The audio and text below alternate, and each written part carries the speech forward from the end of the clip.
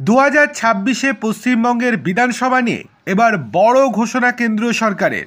আর যাতে করে চাপে পড়ে গেল মমতা বন্দ্যোপাধ্যায়ের সরকার। ২৬ বছর পর রাজধানী দখল করেছে বিজেপি। এই ফল সামনে আসতেই আত্মবিশ্বাসী গেরুয়া শিবির। বিজেপির দিল্লি দখলের পর গতকাল অমিত শাহের সঙ্গে জেপি নাড্ডা বৈঠক করেছেন। দিল্লির পর এবার বাংলা দখলের হুঙ্কার শোনা গেল বিজেপি নেতা তথা কেন্দ্রীয় মন্ত্রী ধর্মেন্দ্র প্রধানের গলায়।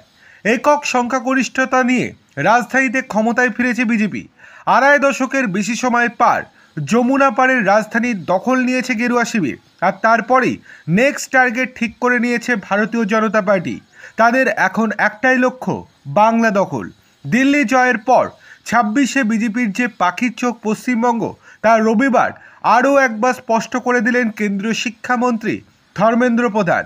কেন্দ্রীয় শিক্ষামন্ত্রী এদিন বলেন, গতকালই দেশের রাজধানী দিল্লিতে ভোটের ফলাফল প্রকাশ হয়েছে।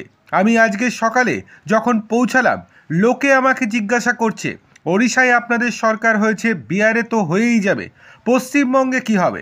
আমি নিশ্চিত পশ্চিমবঙ্গে ভারতীয় জনতা পার্টির নেতৃত্বে 2026-এ আমরা ডবল ইঞ্জিন সরকার চালাবো। দেশের 21টি রাজ্যে এনডিএ হোক বা ভারতীয় জনতা পার্টি হোক, ডবল ইঞ্জিন সরকার চলছে।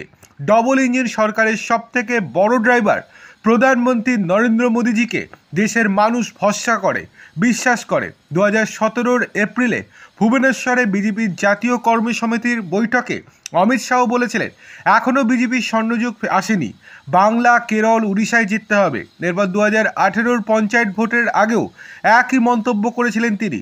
ওড়িশা ইতিমধ্যেই বিজেপির দখলে এসে গিয়েছে।